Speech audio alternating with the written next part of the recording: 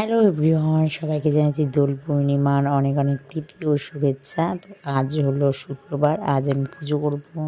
তো আজ দোল পূর্ণিমার পুজো, সেই উপলক্ষেই পুজো করতে চেয়েছিলাম 11টার মধ্যে, বেজে গেছিলো 12টা। মামকে নিয়ে আমি উঠে পড়ছিলামই না, ওকে মানে কোনো মতেই ঘুমাতে পারছিলাম না, মানে ঘুমাচ্ছিলই না। তো ফাইনালি ঘুমিয়েও পড়েছে। তারপর আমি যে পুজো করবো এখন সব কিছু রেডি করছি। আর নিয়ে এসে ভোগ, এই বছর কোনো কিছুই দিতে পারিনি, মিষ্টি দিয়েই পুজোটা সারছি।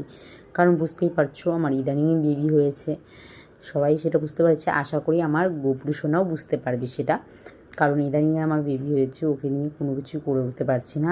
আর উপাস থাকাও যাবে না।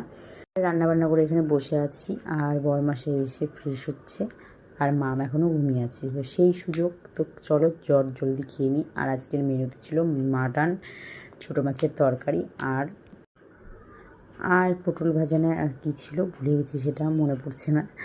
যাই হোক, কয়েকদিন পরে এডিট করছি তো সময় হয়ে ওঠে না একদম। তারপরে দোল পূর্ণিমা উপলক্ষে বোন ভিডিও কল করছিল, মা বোন ওরা দেখছিল, আর মা ওদিকে খিলখিল করে হাসছিল। তো সেটাই তোমাদের সাথে একটু শেয়ার করে নিলাম। আর এদিকে আমাদের পাশের বাড়ির একটা ননদ, আমার ননদ, সে মামকে কোলে করে নিয়ে আছে আর ওকে আদর করছে। তারপরে আমি কাপড় টাপড় তুলে নিয়ে নিচে চলে যাব। তো ভিডিওটি এই পর্যন্তই, কেমন লাগলো অবশ্যই জানিও।